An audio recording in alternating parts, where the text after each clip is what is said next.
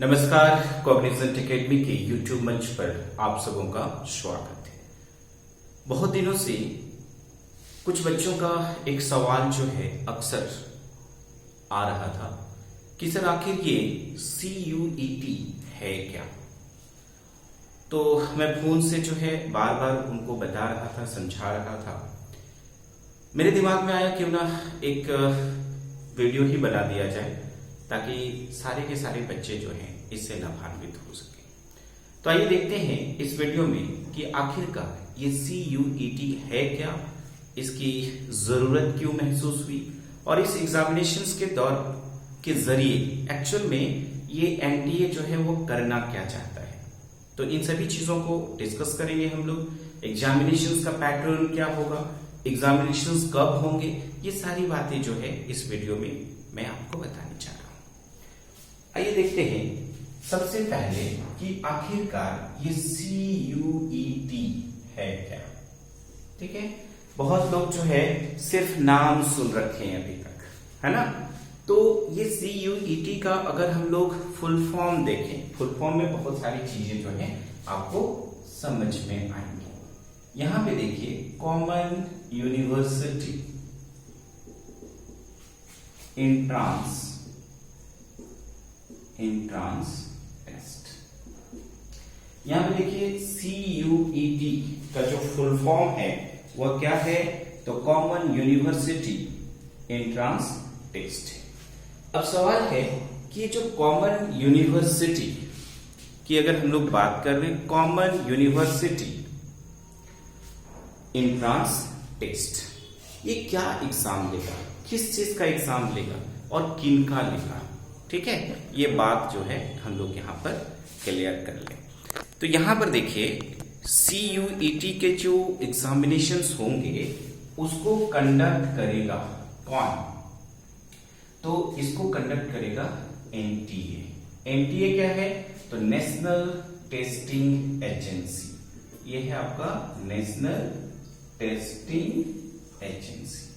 अब ये national testing agency के जिम्मे है कॉमन यूनिवर्सिटी एंट्रेंस टेस्ट को कंडक्ट कराना।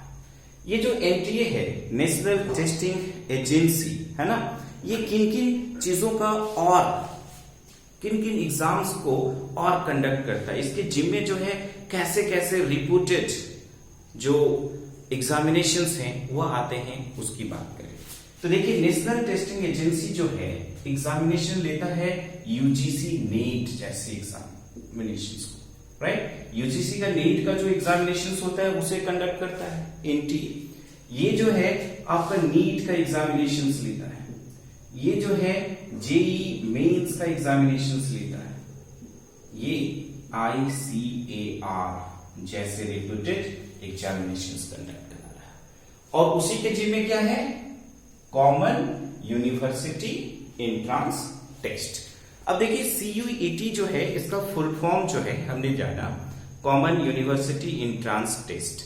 इसमें क्या है, तो पहले जितनी भी यूनिवर्सिटीज होते थे, अगर हम लोग बात करें रांची यूनिवर्सिटी की, विनोबा भावे यूनिवर्सिटी की, ऐसे बहुत सारी यूनिवर्सिटी, मैं यहाँ पे झारखंड की बात कर रहा हूं। वैसे बहुत सारी यूनिवर्सिटी, DU है, JNU है।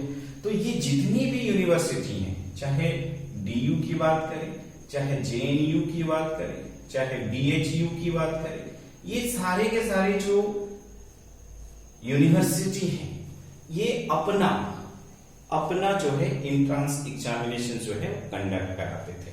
DU के लिए अलग से एंट्रेंस टेस्ट होता था, JNU के लिए अलग से होता था, BHU के लिए अलग से होता था। किसमें, एडमिशन कराने के लिए। तो अगर आप ग्रेजुएट करना चाहते हैं या ग्रेजुएट हो, आप पोस्ट ग्रेजुएट करना चाहते हैं इन यूनिवर्सिटी से, तो इनको अलग अलग एग्जामिनेशन से गुजरना पड़ता था। अभी क्या है, ये फैसला लिया गया है कि अब जो है सारी की सारी यूनिवर्सिटी का एक कॉमन एग्जाम होगा और उसी के मार्क्स के बेसिस पर सारे के सारे जो एडमिशंस होंगे यूनिवर्सिटी में वो उसी के मार्क्स के बेसिस पर होंगे। बहुत सारी यूनिवर्सिटी क्या करते थे, जैसे UG में अगर एडमिशन लेना है तो वो 12th के जो मार्क्स होते थे उस मार्क्स के बेसिस पे ले लेते थे। कुछ यूनिवर्सिटी जो है अपना एग्जामिनेशंस कंडक्ट करा लिए और उसके बेसिस पर जो है एडमिशन ले लिए, या फिर कुछ क्या करते थे कि जो आपका मार्क्स आया और जो इंट्रांस में आया दोनों को ऐड करते थे एंड देन आफ्टर जो है मेरिट लिस्ट तैयार होता था और उस मेरिट लिस्ट के बेसिस पर आपका एडमिशंस उस पर्टिकुलर यूनिवर्सिटी में होता था। अभी क्या है कि सारे के सारे यूनिवर्सिटी का एग्जामिनेशंस कौन लेगा? कॉमन यूनिवर्सिटी एंट्रेंस टेस्ट, जिसको कंडक्ट कराने की जिम्मेवारी किसकी है? एनटीए की है, नेशनल टेस्टिंग एजेंसी जो है ये CUET की एग्जामिनेशंस लेगा और इसी के बेसिस पर सारे के सारे यूनिवर्सिटी जो है वो क्या करेंगे, इसका जो मार्क्स होगा उसके बेसिस पर एडमिशन लेंगे। तो अब यहां पर देखिए, हो सकता है कि आपने 12th में है ना बहुत सारा मार्क्स लेके आया, आपका कुछ रैंक जो है वो बहुत बढ़िया है, लेकिन अगर CUET के एग्जामिनेशंस में जो है आपका परफॉर्मेंस जो है गड़बड़ रहा तो हो सकता है कि कोई यूनिवर्सिटी जो है आपको एडमिशन भी ना ले। इसीलिए थोड़ा सा जगे। अभी जो है मैं एग्जामिनेशंस का नोटिफिकेशन के बारे में भी बात करूंगा कि एग्जामिनेशन जो है कब होने की संभावना है, कब एग्जामिनेशंस लिया जाएगा, उसमें क्या पूछा जाएगा, इसके बारे में भी मैं यहाँ पर चर्चा करूंगा।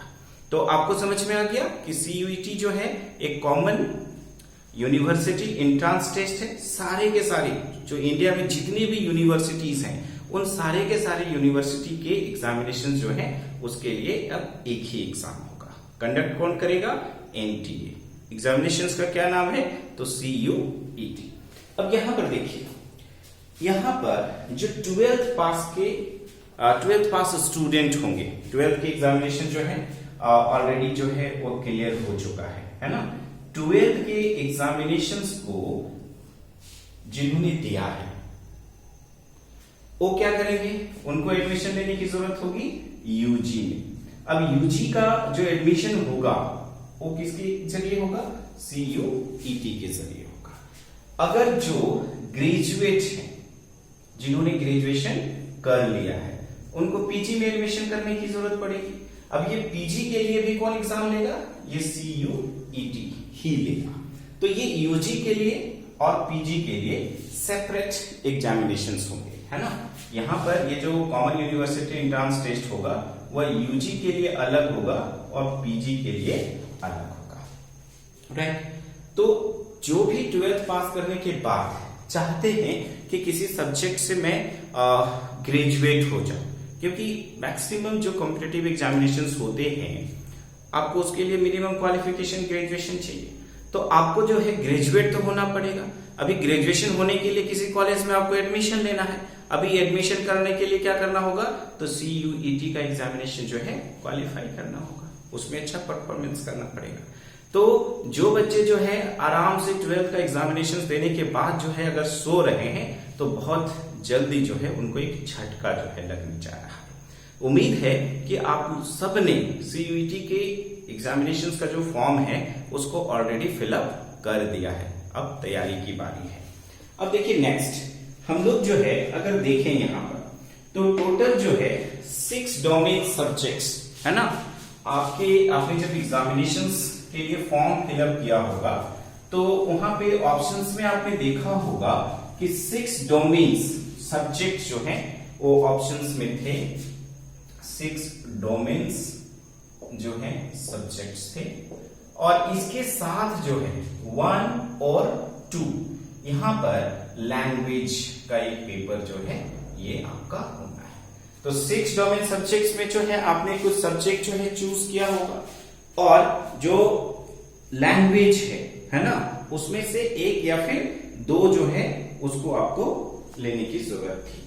अब यहां पर देखिए जो मीडियम ऑफ एग्जामिनेशन होगा वह क्या होगा, यानी कि जो आप एग्जामिनेशन देंगे वह किन किन भाषाओं में ली जाएगी, किन किन भाषाओं में आप दे सकते हो।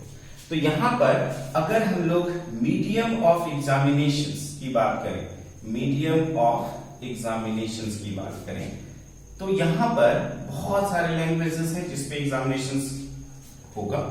जैसे हिंदी की बात करें तो हिंदी में एग्जामिनेशंस तो आप दे ही सकते हो, इंग्लिश में दे सकते हो, इंग्लिश में दे सकते हो, असमी जो है ना, इस लैंग्वेज में भी आप दे सकते हो, गुजराती में दे सकते हो, गुजराती में दे सकते हो, कन्नड़ जो है, ठीक है, इस भाषा में भी आप एग्जामिनेशन जो है वह दे सकते हो, तेलुगु में दे सकते हो, तेलुगु में दे सकते हो, है ना, मराठी में दे सकते हो, मराठी में दे सकते हो, बंगाली में दे सकते हो।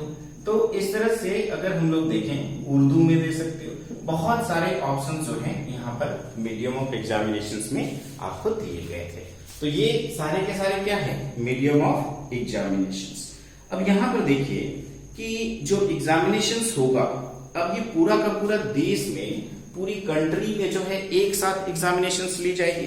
तो ये एग्जामिनेशंस अगर ली जाएगी तो कैसे लिया जाएगा?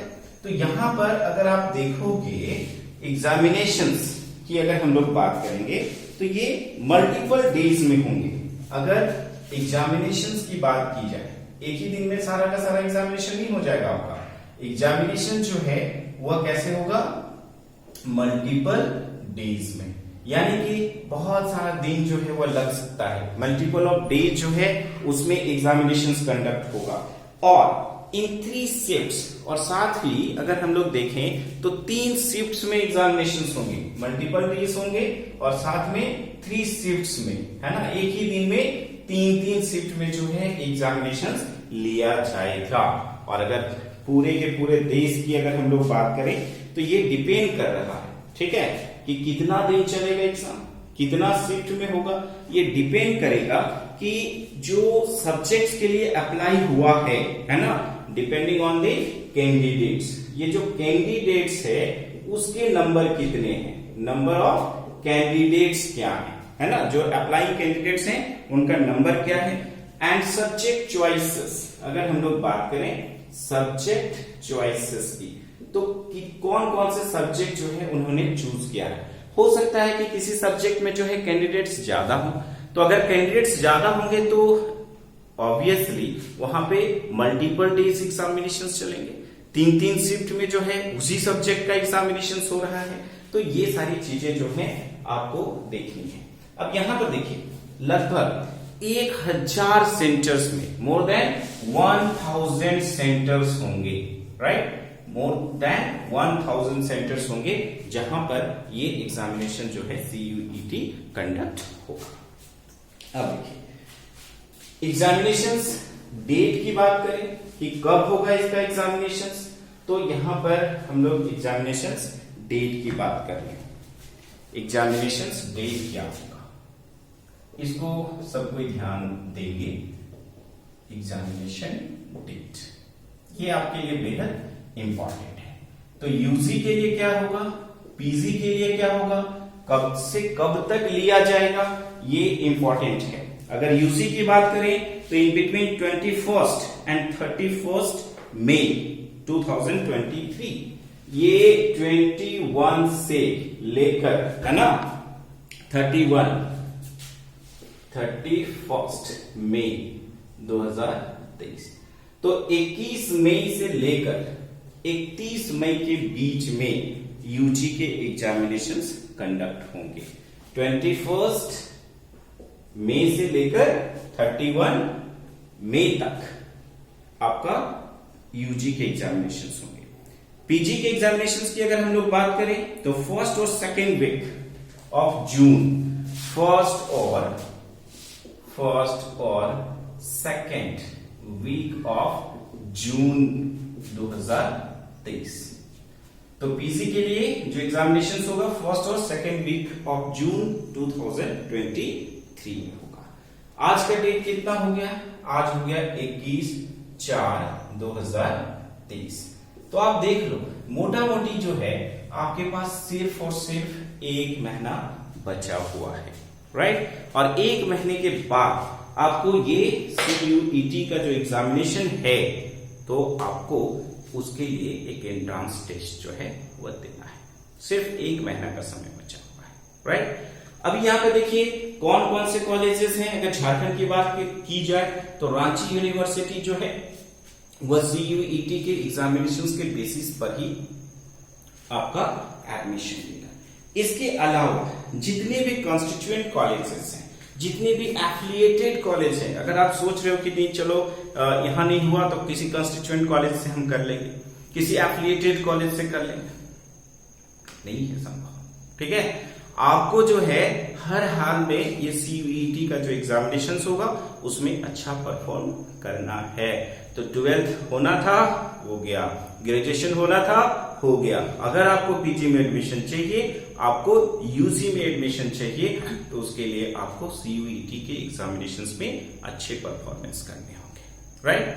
तो अभी आपको क्या करना है कि क्या पूछा जाएगा आपसे, तो अगर आप 12th पास करके आ रहे हो तो नेचुरली आपसे 12th के ही क्वेश्चंस पूछे जाएंगे, राइट। जैसे अगर आप मान लो कि नीट का एग्जामिनेशन देते हो, ठीक ना, तो नीट का एग्जामिनेशन का सिलेबस में बेसिकली क्या होगा, 11th और 12th के टॉपिक्स होंगे।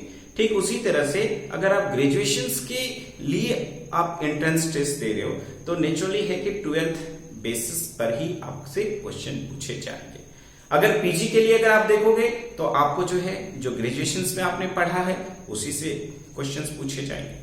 तो आपने जो भी 12th के प्रिपरेशन में जितना भी सब्जेक्ट जिसकी आपको एग्जाम देनी है, जिस सब्जेक्ट के लिए आपने अप्लाई किया है, तो उस सब्जेक्ट पे आप सिर्फ फोकस करिए, राइट। और जो भी आपने लैंग्वेज चूज किया होगा उस लैंग्वेज पे फोकस करिए, उसके सारे के सारे पूरे सिलेबस को जो है एक बार थ्रोली पढ़िए, राइट। तो मेरा ख्याल है कि आप सब लोग जो है अभी IPL का मैच देख रहे हैं। IPL का मैच खत्म होते होते आपका एग्जामिनेशन का डेट भी आ जाएगा। आप अपना टीम भी बना रहे होंगे, अभी तक तो सब करोड़ों में खेल रहे होंगे, सबके पास करोड़ करोड़ रुपया हो ही गया होगा IPL का टीम बना के। तो करोड़ रुपया आप जीत गए हैं, बैंक बैलेंस रहने दीजिए, है ना, और अब थोड़ा एग्जामिनेशन का प्रिपरेशन भी कर लीजिए। मैच तो साल भर चलता रहता है ना, ये आपका जिंदगी का सवाल है, कब तक आप जुआरी करते रहेंगे, है ना। ये जुआ हुआ से काम जो है नहीं चलने वाला है। उठिए, जागिए और CUET के लिए अपने आप को तैयार करिए। इस वीडियो में इतना ही। Thank you, good night.